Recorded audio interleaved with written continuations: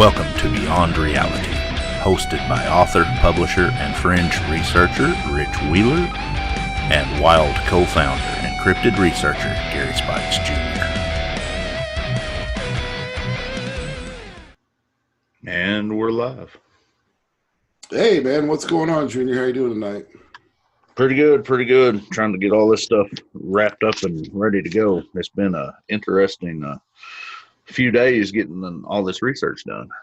Absolutely, man. Just trying to get everything laid out, and it's kind of like when you're manicuring the grass. You want the grass to look good, and you got to pull all the weeds and throw them out.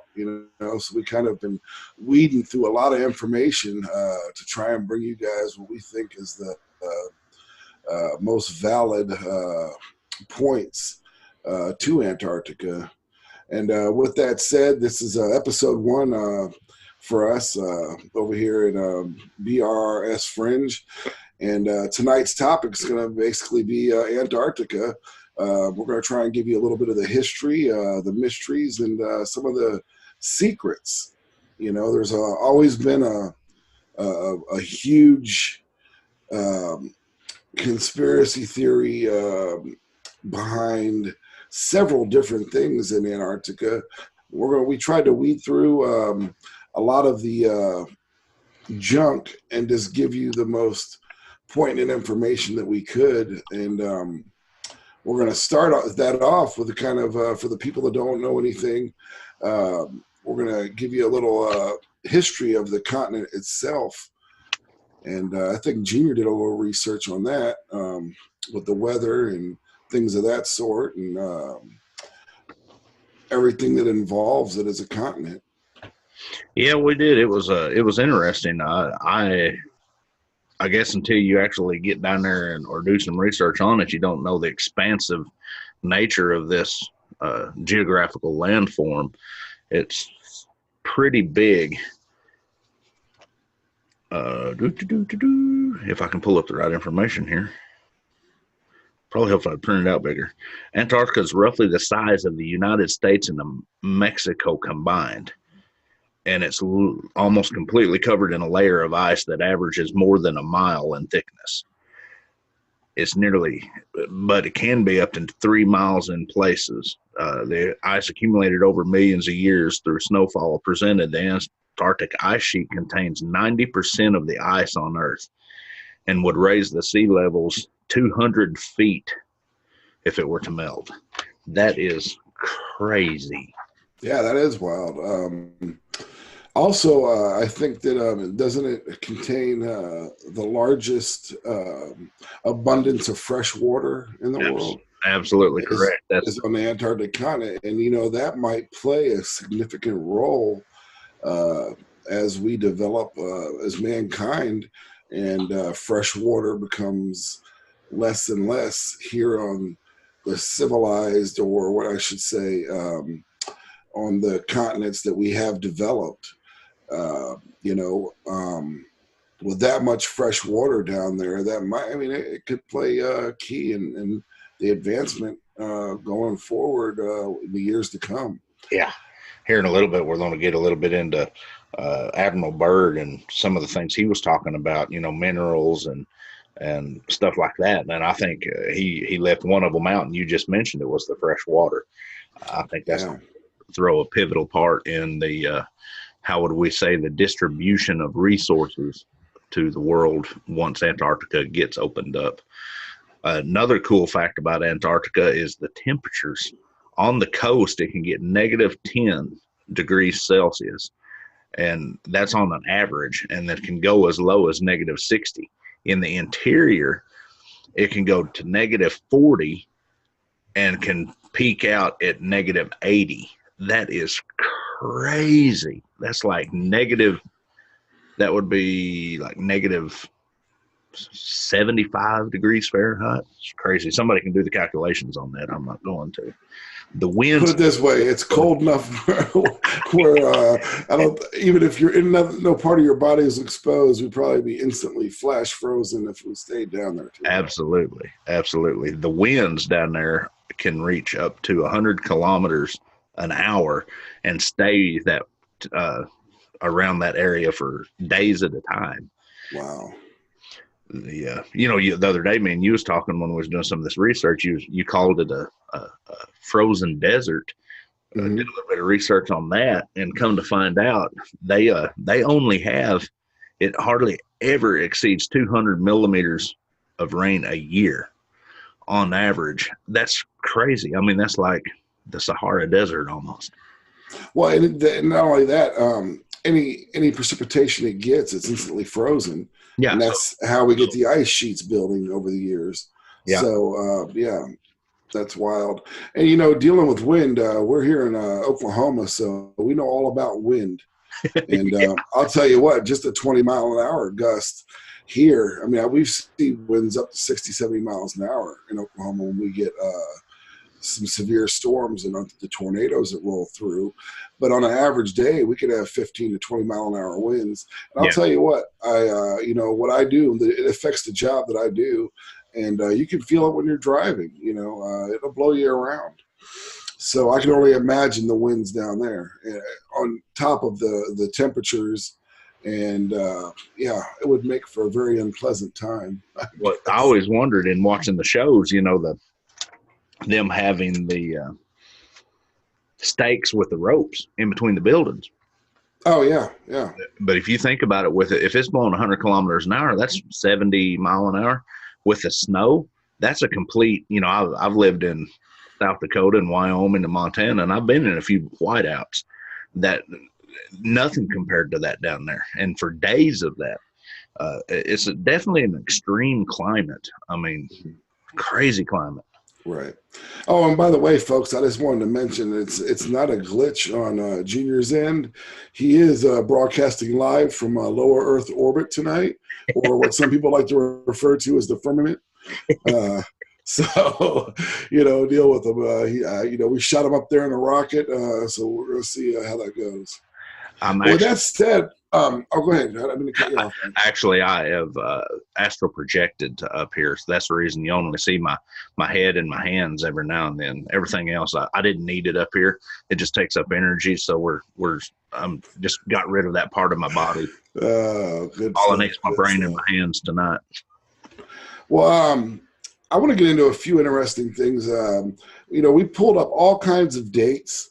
We're trying to research this as far as when Antarctica was actually first discovered and recorded by man. There's several different countries that have been there as early as the late 1800s. But we did find something, and I wanted to share that with you. The date was January 19th, 1840. And the captain's name was Charles Wilkes, and he was in command of the United States exploring expedition, and they discovered the continent of Antarctica. Now, whether this was on accident or purpose, we don't know. He says that they just saw a snowy mountainous region off in their view, so they kept heading directly towards it. He was with a fleet of 6 American ships. They were carrying scientists and explorers. They left from Virginia in 1938, so 2 years earlier, and the fleet made its way down the coast of South America into the Pacific Ocean and throughout the islands in Polynesia, and also it bordered over to Australia before it actually started having sightings of Antarctica. The expedition did end up to go on circumnavigating the globe by sailing through the islands of the Southeast Asia, the Indian Ocean, and the Cape of Good Hope before they finally docked back in the United States in New York on June of 1842. So they were gone a total of 4 years. Now, what they said is heading south from Sydney, Australia, Wilkes had sighted a wall of ice, which he had never seen before, and also some mountains in the background. And this was unknown land at the time, so they just continued towards it. It was stated the expedition charted more than 2,400 kilometers, which is right around 1,500 miles of new coastland. And this was just the southwest corner of Antarctica. And now, in honor of Wilkes, it's called Wilkes Landing for his discovery. And that was, again, folks, 1840. So I know the Norwegians and Germany was down there in the late 1800s, early 1900s. But as far as we could find on our research, Charles Wilkes was the first man that we know of in our recorded history to actually set foot on the southern tip of the continent Antarctica. So I thought that was very interesting. I don't know. Did you have anything else you want to add on that before we moved on? Well, just kind of one of my thoughts that, I'm going through my head as you're talking about this and looking at if everybody will watch the video and see the map behind you, it's kind of funny that they're talking about, here I am getting into a whole different conspiracy. They're talking about that north and south and east and west. If the South Pole is in the center of Antarctica, how would you differentiate north, south, east, and west if it's the southernmost part of the planet? You would literally, would not north be inside the earth in the center of Antarctica going towards the North Pole? Yeah, it definitely twists your mind up a little bit, yes. And wouldn't anything that was on Antarctica, their north would actually be our south because the way it sits. I don't know. That's a whole nother episode as well. And then that kind of takes us into a lot of different things that we were going to touch on later in future episodes with hollow earth, flat earth, and things of that sort, which I've really never delved into. I've never really, it's piqued my interest, but I just never really, I always was like, flat earth, yeah, right. Who knows? I don't know. Maybe it's just the way we were indoctrinated into believing that everything was a globe. But as far as I'm concerned, I've never been to space. You're in lower Earth orbit. You can look down. What does it look like from up there? Bunch of fog, lots of fog. Lots of fog. And do you see any stars? No, oh, wait. Yeah, they're behind me. Here's one. There's a Big Dipper right there. Good stuff. Well, we had mentioned Byrd. I guess we could move on into that a little bit. Admiral Byrd, who, is one of the greatest American explorers ever. Yes. I know you did a little bit of research on that if you wanted to open up with it. Sure.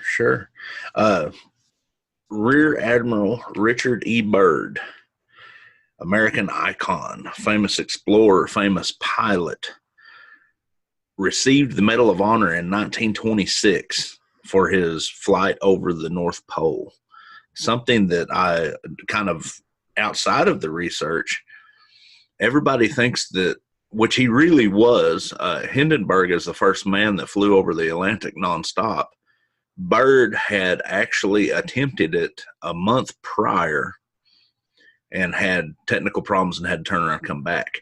Then Hindenburg did it, and then Byrd turned around and did it in a shorter amount of time, 1 month later of Hindenburg's. This guy was extreme. I mean, especially if you think of the technology that we had in the 20s, some of the things we're going to talk about that this guy did is just extreme. I mean, we could do hours upon hours of just Byrd himself, but the main thing that he was involved in is, correct me if I'm wrong, I think he did 3 or 4 trips to South America. Yeah, I believe so. I think it was, I'm not sure. I think it was 3 or 4. I know that he had went by himself several expeditions to Antarctica. And then also he was brought in to help lead and put together Operation High Jump. Yes. And we'll get into that a little bit as well. I do know what I think is strange is he kind of cryptically said things. He's been on several interviews. Yes. I know we have some quotes, and we also had some audio. If Yep. you want to lead in with that audio real quick and let the people hear him speaking. About the resources. Yeah, absolutely. Yeah, this kind of starts the from this point on, we're going to start rolling downhill past the fringe and into the proverbial rabbit's hole. He does talk about this is about the natural resources, but there are many other things that we're fixing to get into that he talked about that was more on the paranormal side, would you say, or abnormal side? But yeah, let me throw that audio up right quick. The fringe. The fringe, that's it, right on the fringe of the Antarctic. As soon as I find it. It's by far the most valuable, important place left in the world for science. That's where the scientific groups all over the nation are really interested. But more important than that, it has to do with the future of the nation, those to come after us, or even during your lifetime. Because it happens to be an untouched reservoir of natural resources. Untouched reservoir. And here's what's crazy is that, I mean, they mentioned, he goes on to mention the minerals, coal, uranium, the possibility of oil. We know there's got to be a possibility of oil. You know, not to mention there's probably gold, silver. I mean, anything. It's just untapped. And now, has it still stayed untapped? We don't know, because the Antarctic Treaty that was signed, you know, between the governments, and pretty much any civilian can't just go down there and dilly-dally around. So we never know, even though they offer trips and a cruise right around the outlying islands and things of that sort. We're not going to ever be able to get ourselves down there to find out. And I don't think they'll ever share with us exactly what they do find. And also, here's another quote from Bird. I'm going to read it to you. I thought it was big time. And this is his exact quote. He goes, "But strangely enough, there's left in the world today an area as big as the United States that has never been seen by a human being, and it's beyond the pole, on the other side of the South Pole from Middle America. And I think that it's quite astonishing that there should be an area as big as this that is unexplored. So there's a lot of adventure left down there at the bottom of the world." So has that been, you know, have we been down and researched? I'm sure we have, and I'm sure we've sent other people, but we're not going to find out about it because they're going to keep any of the findings to themselves, obviously. Now, there's an interview that we just played the audio and that I read. It was done in 1954, and Bird had died 3 years later in 1957. Okay, and what I find really funny about that is that less than a year later, in 58, all the nations agreed to the Antarctic Treaty, going into 58 and 59, and NASA was created in 58. You know, so you got a timeline there. Bird dies in 57. He took some secrets to the grave. NASA's created in 58, and then here comes the Antarctic Treaty, 58, 59. You know, it all kind of just makes you go, we know a lot of people, and that's going to be another thing we touch on in the future. There's a lot of skepticism with NASA as a whole. Some people live by their every word. Some people question everything because there's been so much that's been debunked and proven it's wrong. But alas, you know, here we are, Antarctica. And did you want to chime anything else with some Bird? I've got a lot to chime in on Bird, but I'm going to hold off until you get to that area because we're fixing to roll right into that here in a little bit. Folks, a lot of this, we're going to be kind of jumping back and forth because it literally everything loops back into itself. I mean, even when we get into some of the conspiracy theories and stuff, it rolls right back in. Bird Operation High Jump was 1947. Mm-hmm. Just to lead into the future, Byrd had written a diary. It was found in 1964, Mm-hmm. which is right in the time that Rich says. There's a bunch of interviews, parts of the interview that we're going to get in here shortly that Byrd talks about. When he came back from Operation High Jump, he had a debriefing, as they say in the military and government world, and he came out and actually had released some information and had an interview with a newspaper in, if I remember right, was it Chile? Yeah, in Chile, there was a Chilean newspaper. I want to say it was the El Mauricio or El Mauricio. I'm not great in Spanish. Yeah. And I want to say I had something over here. Talking about his quote. Yeah, well, it was Levi Atta that actually wrote that for the El Mercurio. That's what it was, a Chilean newspaper, Yes. the El Mercurio. And if you want to go ahead and read what he told them. This is just kind of a tidbit for what's going to come in the future here shortly. This is Admiral Byrd. Says, I have attended a staff meeting at the Pentagon. I stated fully my discovery and the message from the master, the master, as is duly recorded. The president has been advised. I now have been detained for several hours, 6 hours and 39 minutes to be exact. I am interviewed intently by top security forces and the medical team. It was an ordeal. I am placed under strict control via national security provisions of the United States of America. I am ordered to remain silent in regard to all that I have learned on the behalf of humanity. Incredible. I am reminded that I am a military man. I must obey orders. What is going on here? Folks, this is a Medal of Honor recipient, a Rear Admiral. Mm-hmm. They're telling him to hush. What's going on in South America? Sure. Now, the actual, what do you have the quote from the newspaper where he's talking?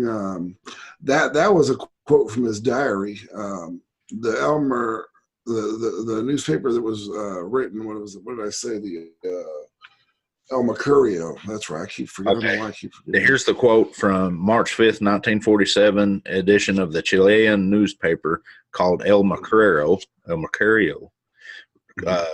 He was on, Correspondent Lee Van Atta aboard the USS Mount Olympus. The USS Mount Olympus was the flagship for Operation High Jump.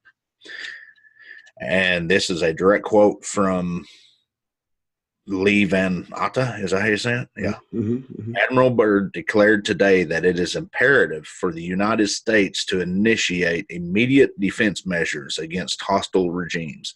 The Admiral further stated that he didn't want to frighten anyone unduly, but that it was bitter reality that in case of a new war, the continental United States would be attacked by flying objects which could fly from pole to pole at incredible speeds. Admiral Byrd repeated the above points of view resulting from his personal knowledge gathered both at the North and South Poles before a news conference held for international news sources. Okay, yeah. Now, here's the thing about that, too, with that when they did that interview and that specific article was printed, that was one of the only stories publicly printed. The U.S. never printed anything. The U.S. never posted anything about that. And so what we're getting at is when he explained that to them, it was kind of like it was covered up in the U.S. and, of a lot of things that were going on in Operation High Jump, because supposedly they had to pull out early. We know that. They never got to finish. The whole reason they put together Operation High Jump 2 was, one, they wanted to establish the bases, and two, they supposedly were going down there to find escaped scientists and higher figures from the Nazi regime that supposedly got away in U-boats and were down in Antarctica at New Schwabenland. And we'll touch on New Schwabenland here just in a minute. That was one of the many areas that Hitler had his people go down and claim for Germany prior to even the World War. And we know there was a lot of mystique within the Nazi regime when Hitler was leading it. He was into the occult and the paranormal, and he spent years sending scientists and troops out in search of things like the Holy Grail, the Spear of Fate, on and on, the Ark of the Covenant. And these were things that he thought were important to him to hold power and control and rule the world. And there's even an article that they sent that they were actually building submarines in Antarctica at a base they had found that only could be reached through submarines. And supposedly it was an impenetrable fortress that no one could get to them in. And also, they talk a lot about them getting their information and their technology through seances or outer worldly beings. And it's also stated that had we held off on the war and didn't go to war, just 2 years later, they would have been so technologically advanced with anti-gravity and flying craft that there's no way we could have stopped them. And that brings you into another thing about the Foo Fighters, which many people saw during the World War, which affected electronics and things of that sort. And they called them bright lights that were shaped like discs. Almost the same description that was given to the bell-shaped or disc-shaped UFOs that shot up out of the water in Antarctica that helped heed any progress of Operation High Jump. Now, you won't find much documented on that. There were a few Russian moles that were a part of Operation High Jump. Some people say they were fed misinformation to take back to their leaders in Russia. But when they were interrogated, when they got back, they did indeed say that there was flying discs that shot up out of the water, shooting lasers that were just taking out men and ships left and right. Now, do we know this for a fact? We don't know. But if you take Admiral Byrd's diary, you take the fact that he's a noted man and well-known researcher and adventurer, along with receiving the Medal of Honor and being handpicked to lead the expedition down there for Operation High Jump, you got to kind of say maybe his diary was true.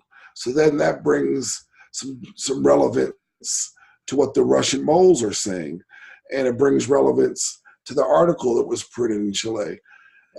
So at the end of the day, you got to look at that one and put it in the baskets of, you know what? There could be something that they're hiding about that. What do you think, Junior? Well, I was just sitting there thinking what you was talking about the so-called bell-shaped UFOs.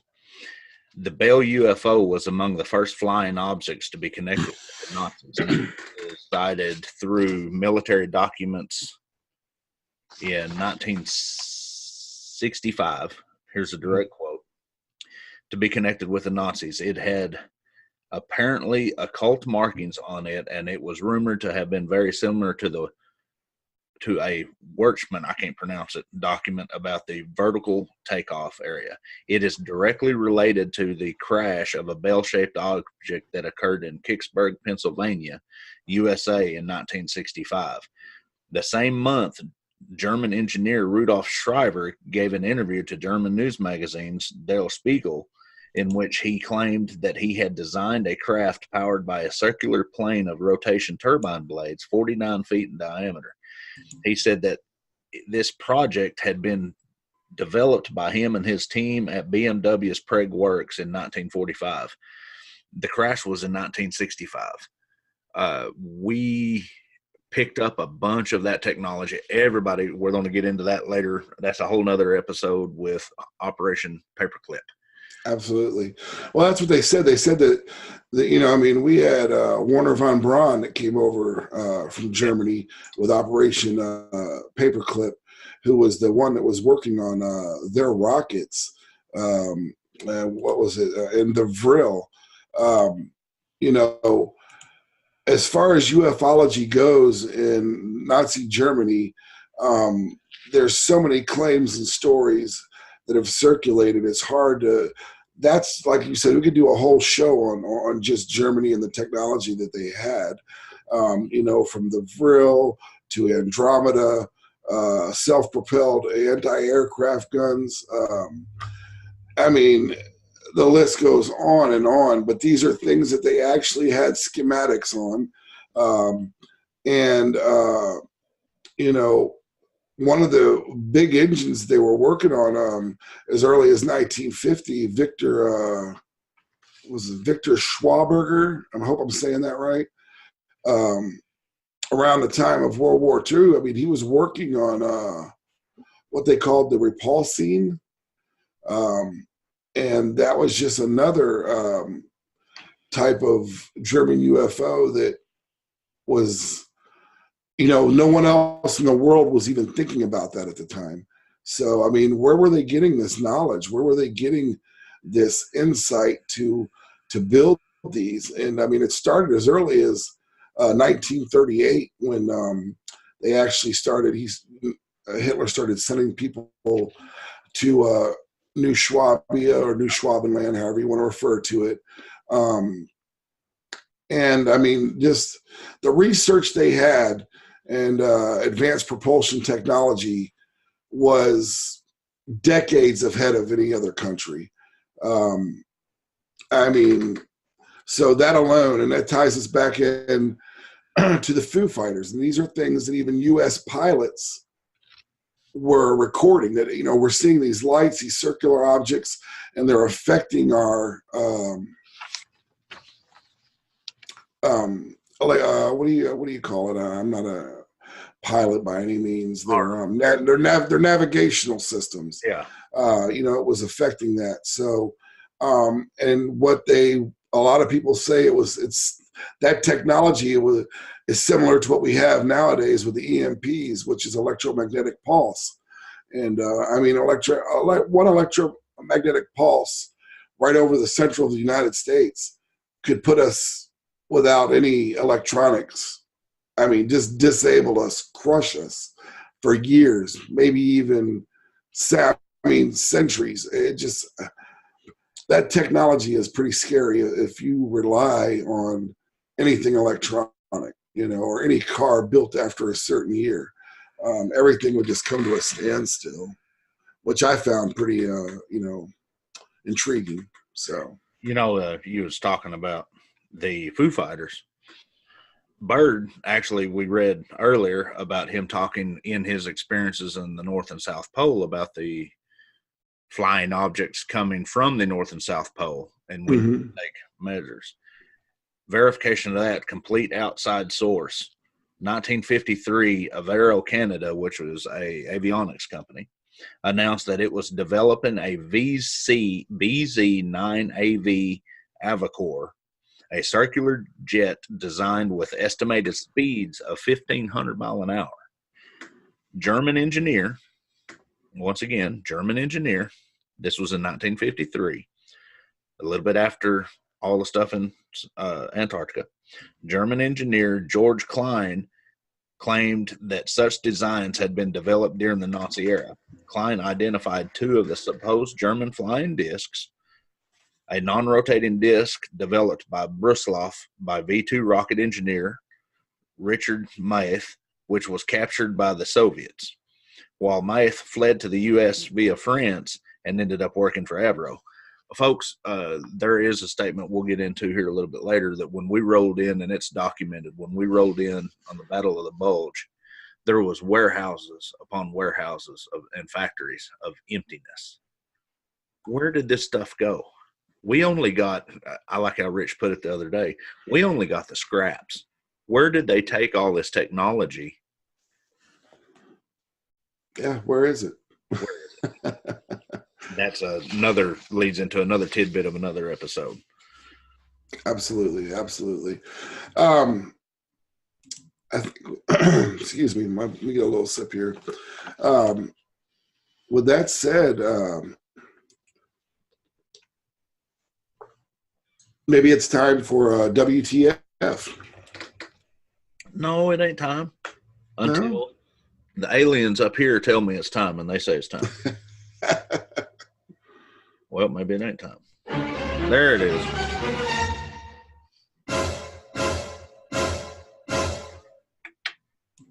All right, folks.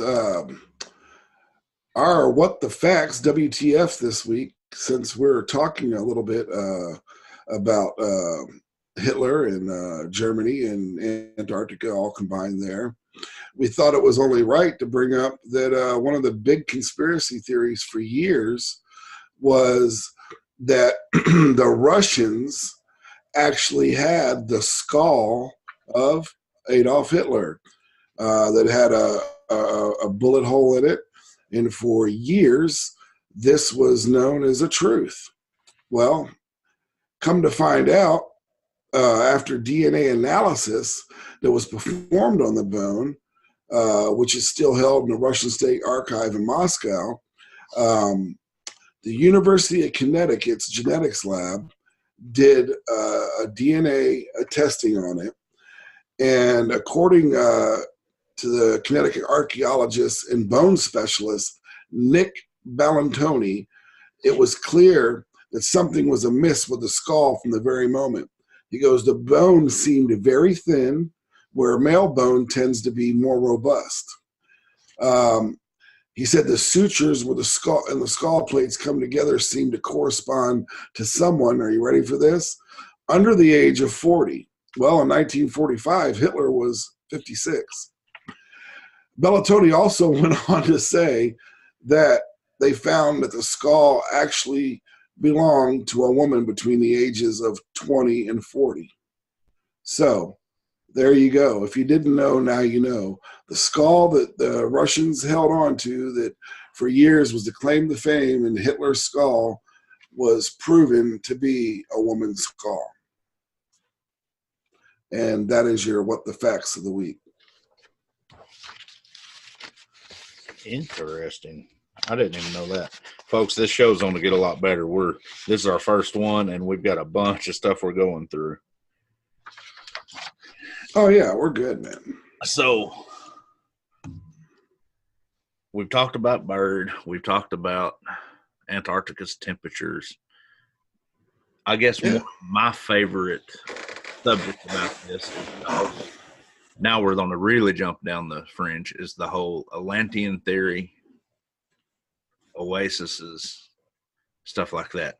Rich? Yeah, the pre-diluvian or in layman's terms, the pre-flood civilizations of Antarctica, which, okay, a lot of people believe before the pole shifts and before the flood that Antarctica was up more connected, maybe by land bridges, islands, to South America and New Zealand, and that actually, theoretically, it was a lush tropical paradise with civilizations that rivaled or could have been Atlantis.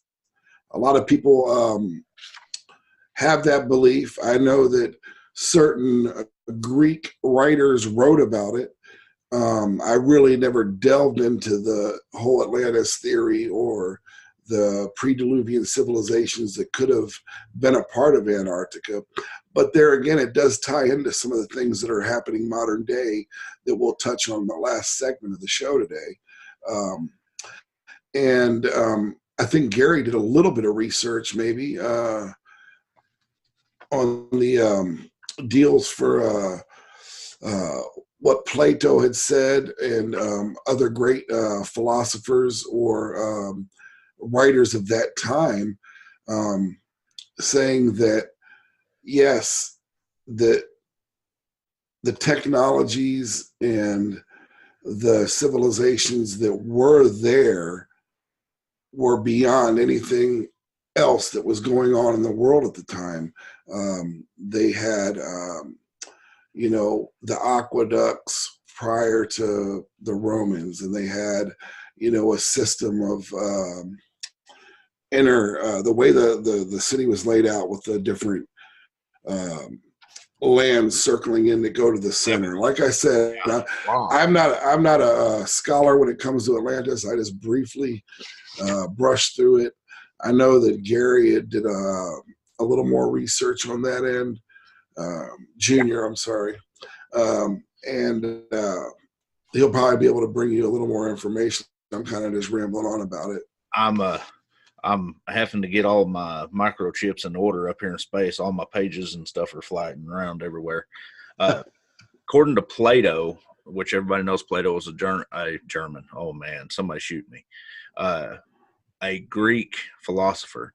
Atlantis was destroyed by natural event about 9,000 years before his time. That is in coincident to the end of the Pleistocene era. It can be assumed, therefore, that the end of Atlantis was strictly related to the events that provoked the end of the worm glaciation. I can't even say it. Worm glaciation, which is a Sumerian philosophy, Sumerian prophecy, excuse me. The mass extinction of the Pleistocene megafauna, which would be all the, in biblical sense, would be the floods. Mm-hmm. There's so many cultures that, I could give you all, I can't pronounce half of these. I probably need to get more on my game. There's 10 cultures that all talk about the flood at the same time. The Greeks, Christians, the Bible, Sumerians, Aramaics, the Mayans, even the Hopi Indians. So it all kind of ties into this general time frame of when this flood happened. It also ties in with the Atlanteans, where they're actually tracing. That was interesting. Did you hear that? It was kind of like a whine. It's weird. Like I was like, wait a minute. Are Foo Fighters over our home? Something going on, because that's weird. It's almost like a ghostly voice. I heard that. Yeah, that was wild. Whoa. The Atlanteans are talking to us. It was almost like a whine. Sorry about that, folks, but yeah, that was eerie. Interesting. Yeah, because real interesting. A moan almost of like. That was wild. Oh, sorry. Might have to edit that out, or we'll keep it in. You guys can laugh. Hey, this is a abnormal show, so we'll just leave it in there. Maybe they'll talk to us here in a minute. Now you got me curious. Sorry, that just totally blew my mind. Yeah, that was wild. Go ahead. I was going to say, the whole Atlantean theory, and like he was saying, several of the different culture. Every culture has a flood story, and that's because the flood did happen. But it also brings us. We could step away from that area for right now, and we can.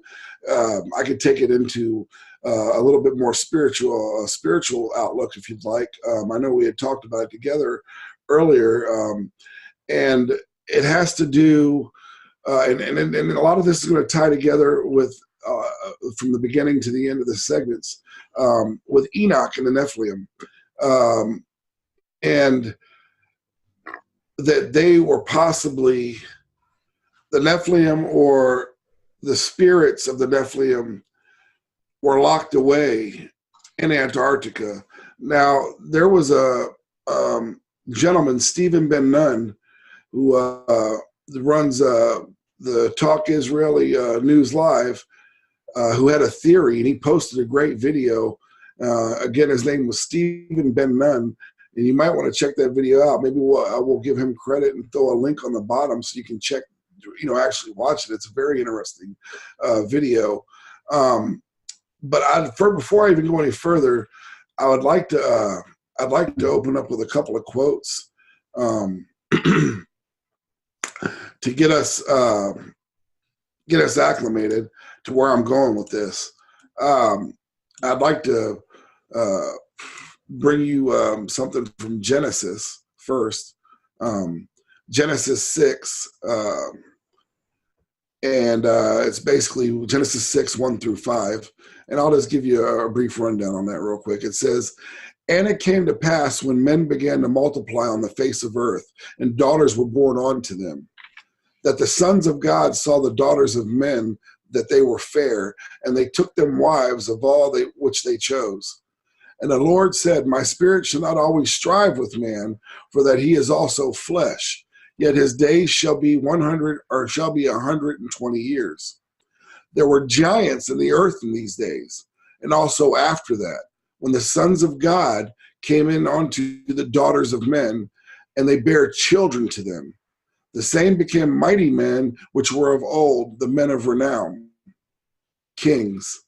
And God saw that the wickedness of man was great in the earth, and that every imagination of the thoughts of his heart was only evil continually from this happening." Now, the reason I wanted to bring that up is that's direct quotes from biblical scripture. And because a lot of some Christians say that, hey, the book of Enoch is a good canon to read, but I don't take it to heart as far as being a part of scripture that was written by the Spirit. Others, especially in Ethiopia, the Ethiopian Bible, the book of Enoch is a part of it. And in several other books, biblical Bible books, Enoch is a part of it. Now, why I brought that up is because Enoch supposedly, when he was with the angel, was shown Antarctica, and Enoch was an intermediary between the fallen and the angels and God that were still in heaven. And there was a big war going on, and Enoch, when he was shown this, the descriptions he gives to us almost describes Antarctica as a whole. And I'm going to get into that now. I also wanted to read a couple of parts of Enoch that kind of coincide with Gen 6. And this is from Enoch 6:1. It says, "And it came to pass when the sons of men had increased, that in those days they were born to them fair and beautiful daughters." 6:2, "And the angels, the sons of heaven, saw them and desired them, and they said to one another, Come, let us choose for ourselves wives from the children of men, and let us beget for ourselves children."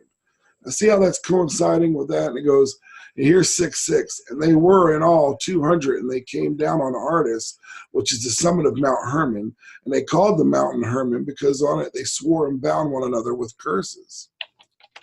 Now, while the fallen angels established an outpost on Mount Hermon, it was Antarctica that they would be removed to ultimately after losing the heavenly battle.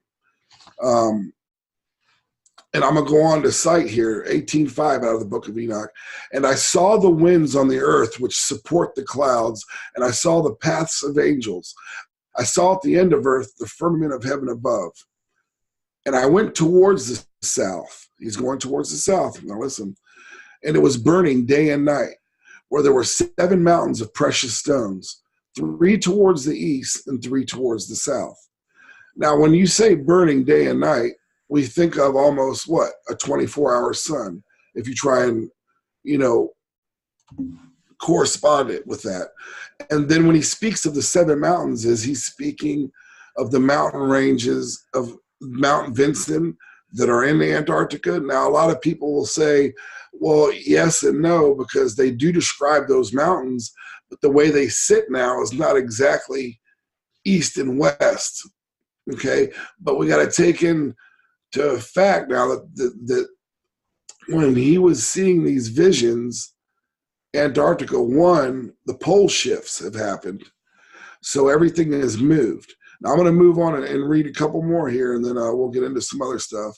And it goes, and towards the east were of colored stone, and one was of pearl and one of healing stone, and those towards the south of red stone. And the middle one reached to the heaven like the throne of the Lord, or stibium, and the top of the throne was of sapphire. Now what's interesting about that passage is that Enoch's referring to a location, like I said, that was burning day and night. And in Antarctica, during the southern hemisphere summer, what happens? 24-hour sunlight. Okay. Now, regarding the 7 mountains, like I said, they could be referring to Mount Vincent in the Sentinel Range of Antarctica. Mount Vincent being the highest mountain in Antarctica, and it's located towards the very middle of the Sentinel Range. It would have stood out just as spectacularly then as it does today. So that could be the one that he says was reaching up to the heavens. And regarding the southern and eastern alignment of the 6 adjacent mountains to Mount Vincent, like I said, it's speculated that their alignment that he's seeing was prior to the flood and prior to the axis rotation from the pole shifts, sorry. And so what that leads us into, and why I bring this up, is not only does it kind of give some credence that maybe, hey, there is something they're hiding there. Did they open up Pandora's box when they went down there digging? And it also gives a little credence to a gentleman, Corey Good, who was a whistleblower, and we'll talk about him going into segment 4. But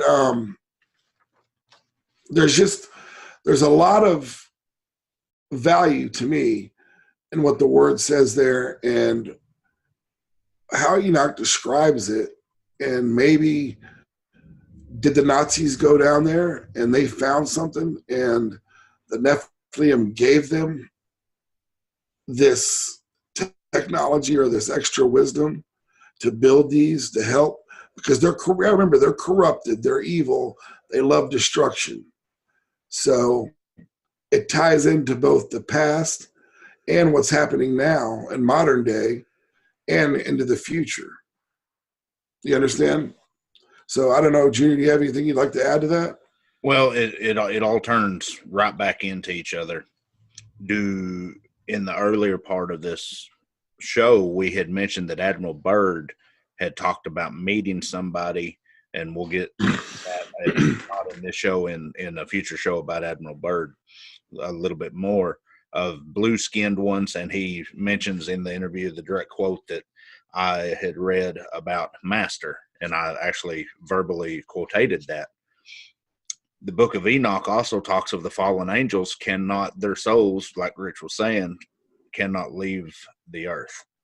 And the book of Enoch also talks about a containment or a prison for them. Mm-hmm. And it all kind of ties together. Did we go down there and, like you said, open up Pandora's box and make contact with these things? Atlantis. If Atlantis really existed, and it really, I could pull up all kinds of quotes on this, but if Atlantis really existed and was in that area where they talk about the islands and everything, if you look at the geographical area of Antarctica, stretching from the South Pole all the way down, is submerged islands right now that are at a higher elevation than the ocean floor.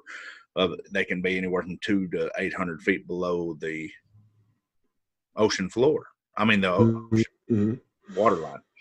If we had the pole shifts, if we had the flood, as we per se, all of this ties in together. Admiral Byrd, I was trying to find the quote. He talks about meeting the master. Who is the master? That's where it ties in with the book of Enoch. The Germans could be. We could probably, I mean, I'm not going to dive too far into the conspiracy theories because that's not my thing. I'm a cryptid. but there's a lot going on here in between all of the information that we found. The more you dig, the more you find. And we threw a bunch out. One thing I did want to mention, you had talked about the mountains, Rich, and that would lead right into the next one, is the whole pyramid conspiracy in Antarctica. Yeah, right. And speaking of the pyramid conspiracy down there were several satellite photos, and you can look these up yourself, that I'm talking about yourself, the viewers, and pull them down. And there's also probably 1,000 different videos on it. But there's been satellite images that were supposedly taking them in, or supposedly they were taking them in Antarctica, but they look like pyramids. But then you have scholars and scientists who say, oh, that's just how the peaks of mountains look when they're sticking out and you're looking at them over above. But I'm going to tell you what, I don't know either way, but when you look at them, they resemble 100 the pyramids in Giza. I mean, the exact sizings and the lines and the sides. But like I said, I'm no scientist. I don't know. I can only go off that big thing that I always talk about is common sense. You just try and look at something for what it is, and then deduce from there. Don't try and exaggerate it. Don't try and make it something it's not. But when I look at it with the common eye, common sense, it says, hey, man, those could be pyramids. I mean, Once again, it all ties back in together. You was just talking about the Book of Enoch and about the 3 sets of mountains. Yes. Or the 2 sets, yeah. 2 sets of mountains, excuse me. When you look at them, he talks about one of them being of fine, like gold, and one being... Or one is, of healing stone, pearl, sapphire. What did Bird say? Vast resources. Yeah. If you listen to, we'll try to put the link down at the end of that interview with Bird. If you listen to later on in the interview, he talks about coming across a oasis type area, which has already been proven. That's a whole other subject of warmer areas in there that the snow has been melted back in lakes and oases. And folks, there's so much to cover. We can't do it all on this show. But in saying that, he talks about you heard it, the vast resources. It's so funny how over a period of thousands of years that everything ties back into each other. These same pyramids might be the mountains that Enoch saw. We do know that these pyramidal mountains are right within 100 kilometers of that oasis, of those lakes. It all ties together in a literal sense to the point that it's almost scary. Yeah, when you tie it together, I want to touch on one thing that you had just brought up a moment ago, is the underlying islands or land that is underwater, but yet is not.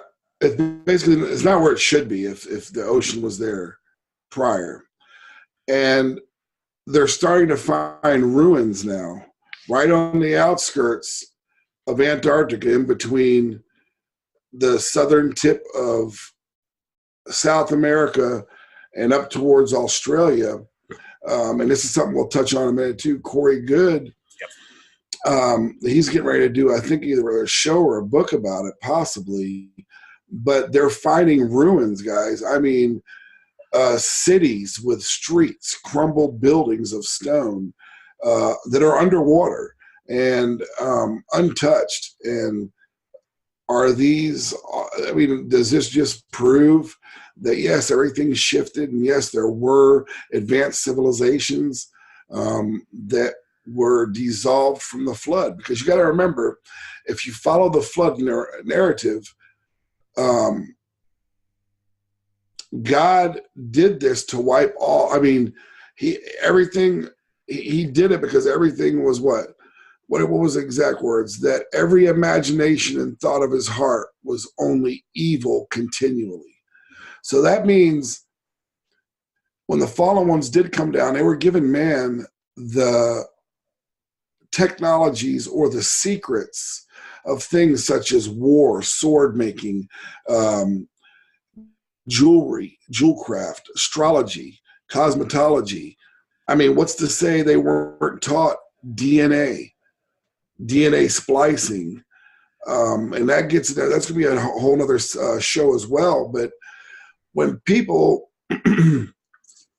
if you've got, okay, and this is what I'm saying, it's proven giants existed on this earth, and it's even spoken.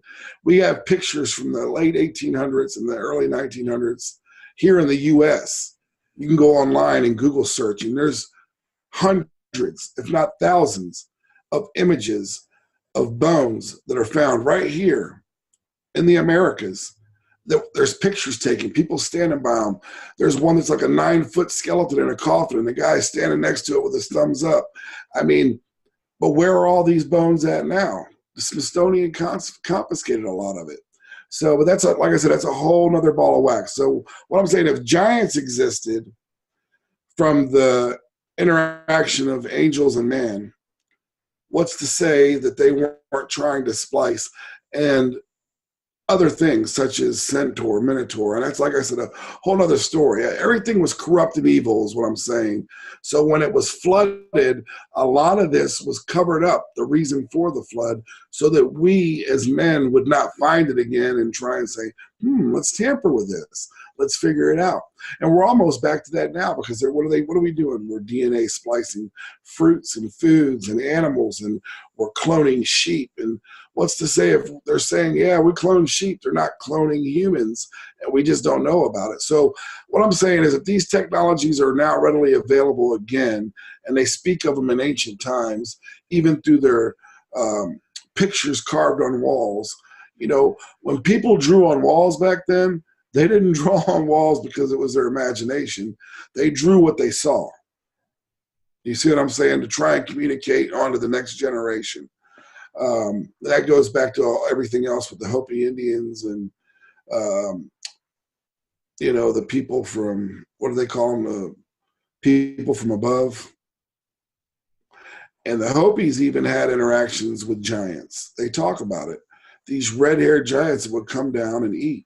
So if the Nephilim were there, and if everything is correct, and they were locked in Antarctica, what's to say that we haven't stumbled across that the last 30, 40 years, 50, 60 years?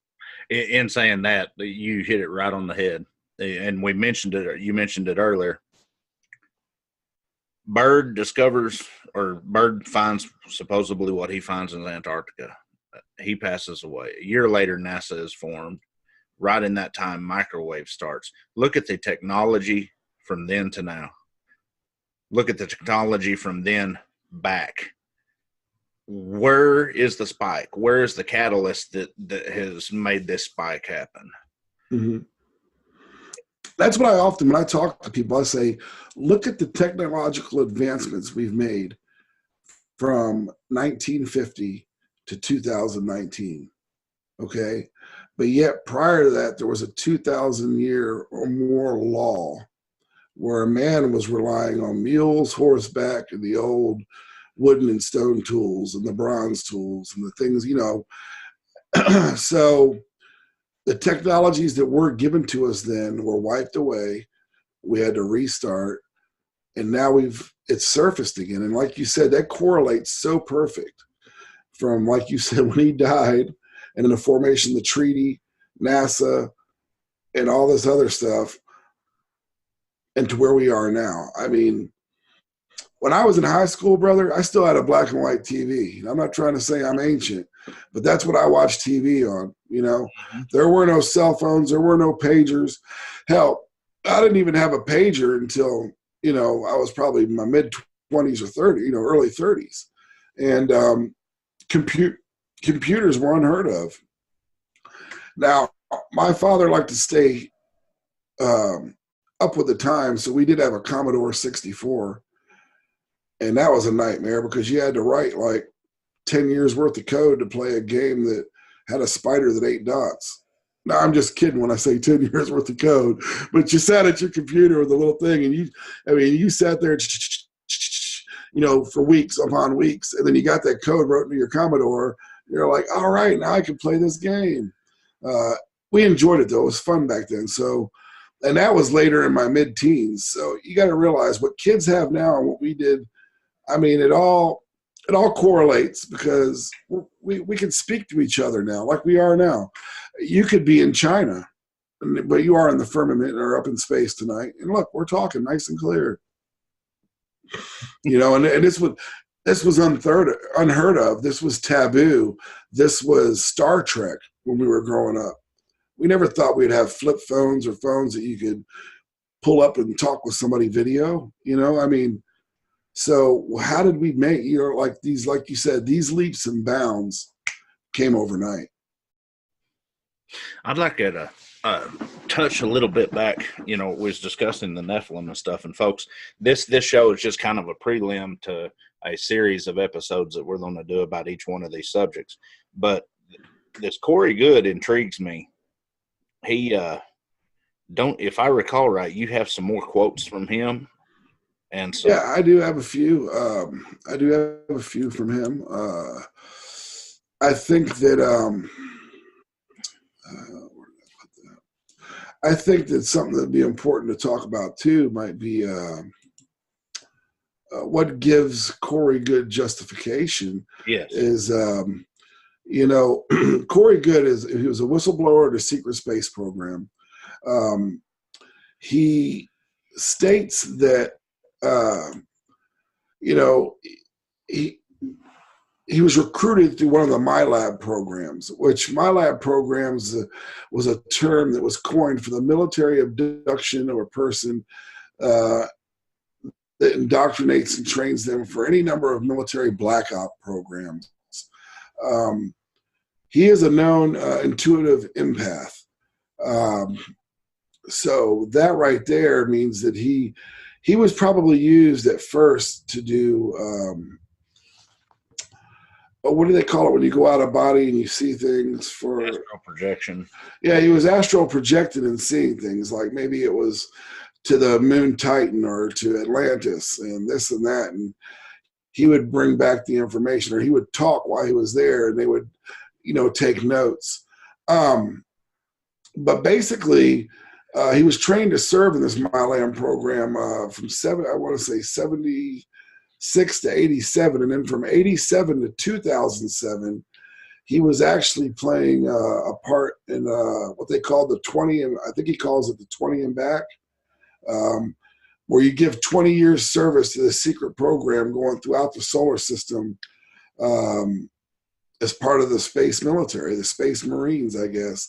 And he's not the only one to ever come out. He's just one of the ones he was very knowledgeable. And there was Captain K who came out, and a few other guys under pseudonyms.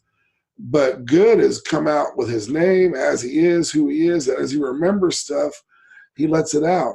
And right now he's considered to be, and he still does his intuitive empath work, but he is supposedly the direct contact with the blue avians. Now, this is what ties back to Bird. What did Bird say? That he met entities that were what color? Blue skin?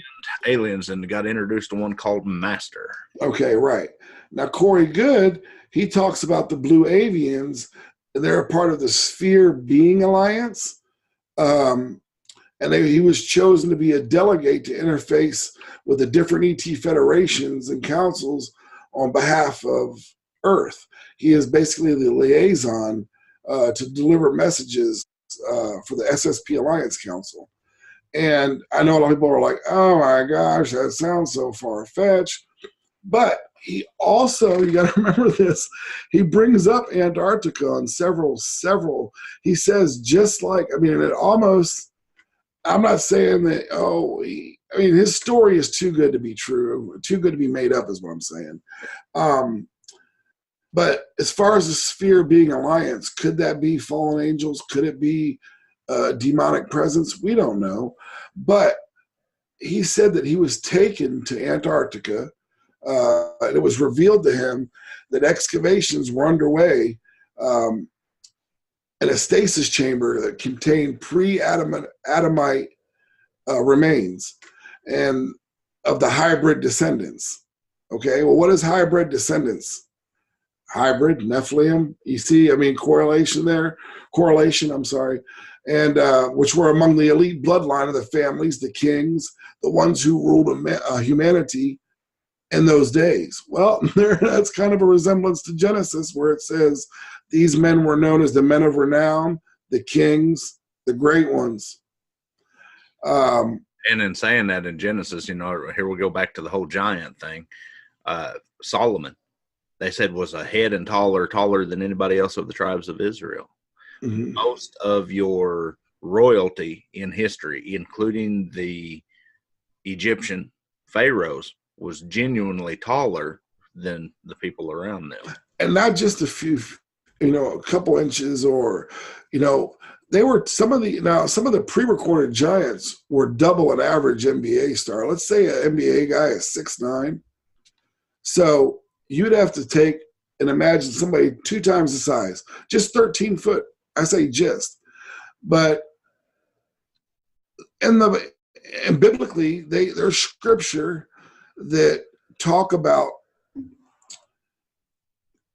the final resting place of some of these men in cubits. And when you decipher it, they were 13, 14 foot tall, 4 to 6 foot wide. Now imagine a presence like that. If you've ever been to an NBA game or seen an NBA player live, even somebody 6'5" looks tall to the average person. I'm 6'1". So, and I feel like I'm tall when I'm out in public because there's not a lot of people that are 6'1" just walking around, or 6'2", 6'3", 6'4", 6'5". It's very rare. But to imagine to see somebody 13 foot tall, 6 foot wide, you might poop on yourself.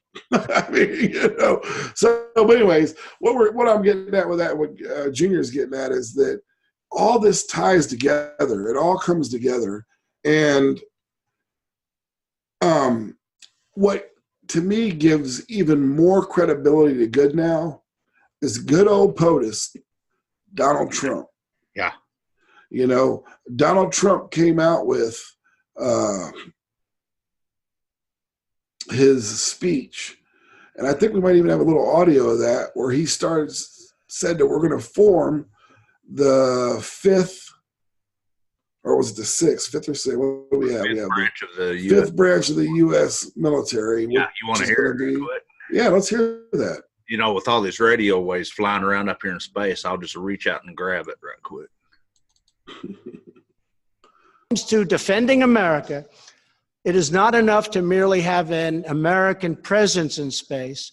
We must have American dominance in space. So important. Very importantly, I'm hereby directing the Department of Defense and Pentagon to immediately begin the process necessary to establish a Space Force as the 6th branch of the Army. 6th, not the 5th.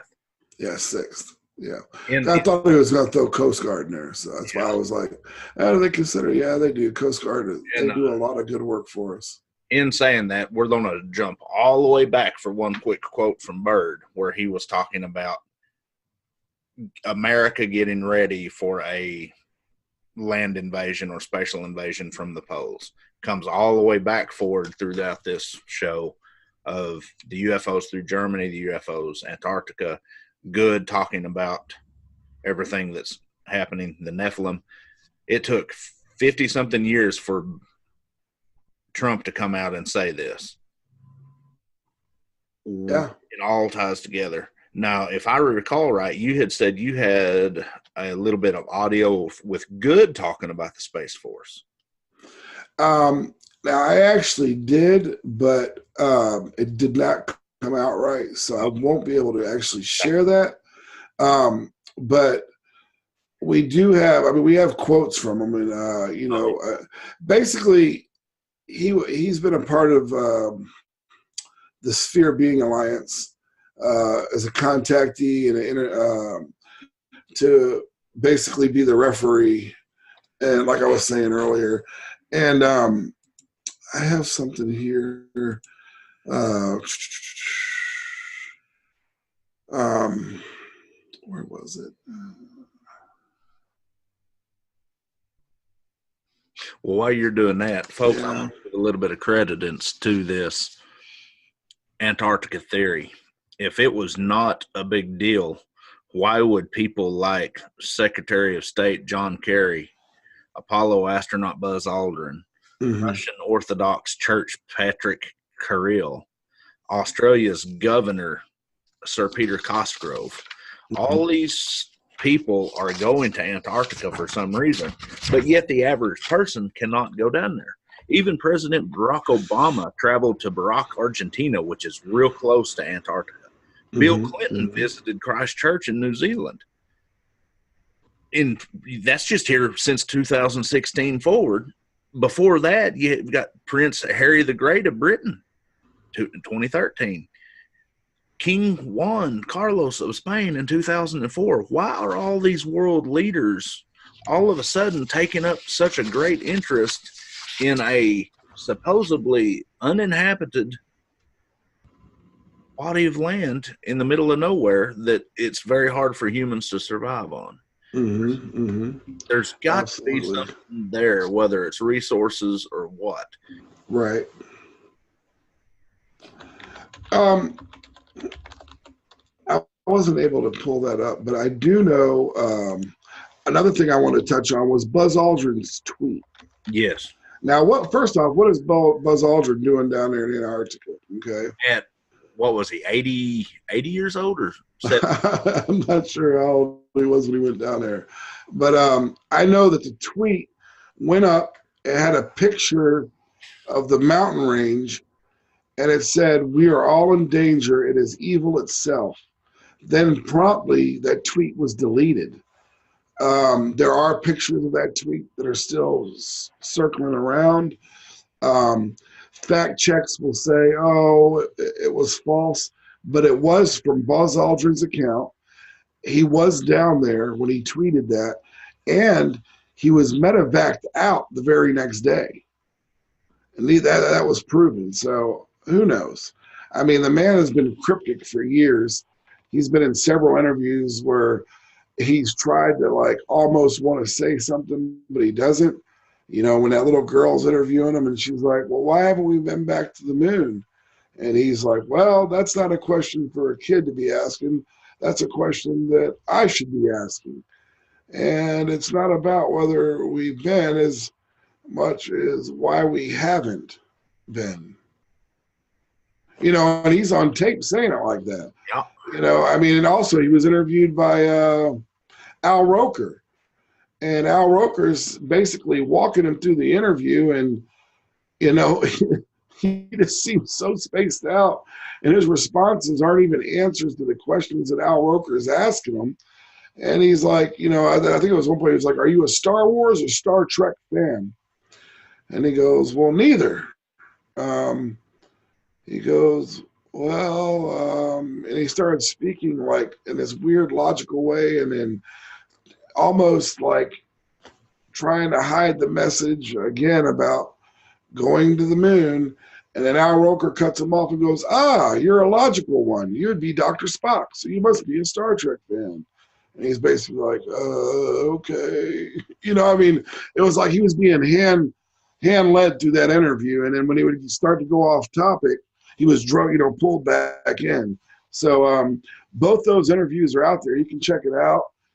The Al Roker interview with him, and then the one with the little girl where she's, I guess he's in a museum or whatever, and little kids are able to ask him questions. You can look both those up. It's pretty interesting. I don't know.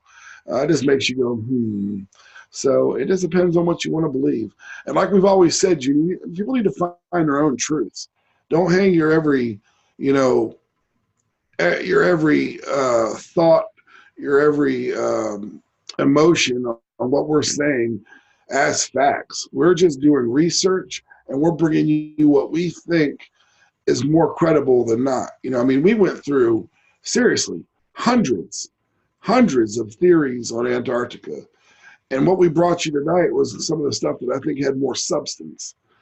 Byrd, Germany, Enoch, biblical scripture, Trump, good. These things all seem to culminate and come together and kind of bring it all together, so. You're talking about hunting and finding truths for yourself. I'm a very military minded and analytical type person. And in my walk in this, the main thing that I could tag that really got my attention, honestly, was one of the simplest things. I'm all of the interviews and the conspiracy theories are all, as you would say, open for interpretation. Fly zones, no fly zones to me is not open for interpretation. You are not allowed to be in these areas. I had heard that there was no fly zones over Antarctica and did some serious research on that. There are technically no fly zones over Antarctica, but parties of the Antarctic Treaty had agreed to restrict human access to 16 areas for special scientific and environmental value in Antarctica. Okay, I can understand about ice and them not wanting to contaminate the water that we discussed and all this, but there are only 2 types of plants and 1 type of bird, which is the emperor penguin, that actually habitate the mainland of Antarctica 365 days a year. But a few years later, after that treaty, delegates of the 13th Consultative Assembly on the treaty decided to ask an independent research group to determine whether new types of protected areas should be developed. And then they go down there and they actually limit the population at any given time on Antarctica, 400 people in the winter and 3,000 in the summer. Why? Here's my question. Why? 13 specific zones that represent over 75% of Antarctica. Why all of a sudden these countries that have been fighting wars for years and years and years all come together and decide we're not going to go down in this area for the betterment of humanity? Okay, you've got 2 plants and 1 animal, but yet these countries are destroying and making extinct billions of acres of trees. They say on average 30 species of animals become extinct every day. We destroy everything else, and I'm saying this as being a human. From up here in space, I'm looking down and I can see it. We destroy everything around us, but yet we want to preserve this ice wasteland. My thought is, what is there that is so special, or what is there that scares us enough that we are, as a, not a nation, but as a planetary group, keeping corporation out of there, keeping government out of there? Bringing that up, who's to say? We don't know. Who's to say it hadn't been corporately divided up? And it is that's one reason we're not allowed to go down there, is because they're already extracting all the resources, and we're none the wiser. So we don't know, because like I said, when they tell you, oh yeah, come on down, you can take a cruise, or you can come down and you can go to the South Pole and see it. To do those trips cost thousands and thousands of dollars for one person to fly fly over the South Pole and take a picture. I was looking last night; it was $26,942. Yeah, who has that kind of money laying around? I don't. You don't. Maybe the ultra rich, but there again, usually when you're up into that bracket, the 1%ers, the 2%ers of the world population, and you're spending money like that, you're not going to reveal anything, because you're going to play ball with everybody, all the controllers is what I'm getting at. Well, and there we are stepping over into a theory, but that's what I was just fixing to say. Here we go. Who is in control? Right. I know, and I talk to this one guy all the time. He's like, I know who's in control. Their name's they. And I'm like, what? He goes, yeah, whenever you listen to people talk, they're like, well, they control us, or, they're in control. And I'm like, yeah, you're right. Maybe they are in control. So their name is they going forward until we figure it out. The powers to be. Yeah, they. The Well, force folks, of they. Well, hey, one more thing before we go. I just want to say, no, on the fly zones, with there not being any restriction, why don't we go over it? And they say because the mountain ranges being 10,000 foot high at their highest. Well, if you've ever cruised or ever been in an airplane, I remember hearing the pilots go over the intercom saying, we're at such and such feet. We'll be rising up to 28,000 or 30,000 feet at our cruising altitude. So just lay back. There'll be a little turbulence. Okay. So they're saying that planes can't go over there because the mountains are too high. Hello. I've went over Mount Rainier in the past when I'm going to Seattle. So, how much of that is true? And even if we don't have flights that go over there to help save time, why isn't it used for other types of transportations as far as layovers? Or why don't we use the outlying islands? I know that it would help with travel between South America and Australia and this. I mean, it gives us another landmass to use. You see what I'm saying? But I don't know. That's just my thoughts. You said talking about flying at that altitude. We've got guys that's jumped out of airplanes at 20,000 feet. Mm-hmm. I mean, it's a weak. That was my whole point. It's a weak sleight of hand. Mm-hmm. I'm not big into conspiracy theory, folks. I like to hunt it down, but this to me is a big sleight of hand. There's something going on down there that certain people, and I'm not saying who, it could be the government, it could be whoever, but certain people want to keep quiet, and that's fine. That's their prerogative. But we like we said in our introductory show, we're going to not kick any doors down, but we're going to politely knock on them and ask. We're not out here to prove anybody right or prove them wrong. We're out here to put the information out. And in saying that, we've got some shows coming up that we've already discussed a little bit. We're going to have them posted here shortly. But I'm going to pull Rich's favorite saying, click on YouTube and hit like and subscribe. That's how we know. Absolutely, yeah. And, if you enjoyed the video, share it, and like it and then leave comments if you think there's something we can do better. Like I said, it's only going to get better with time. We're like the horse. We're just right out the gates right now. We're just coming right out of the gates. So you got to work with us as we grow, and we get better at pre and post production. And both of us working full time. We do. I mean, this research. I mean, I get off work and I'm researching until I fall asleep. And on the weekends, it's been, for the last 2 months, we've been pretty much consumed. Work, eat, take care of the family as we can, and research and put this together. I mean, it doesn't just happen. There's a lot behind the scenes that's going on. And we appreciate everyone that has supported us so far, because I know my family and friends have been 100% behind me. I thank you. I love you guys for that.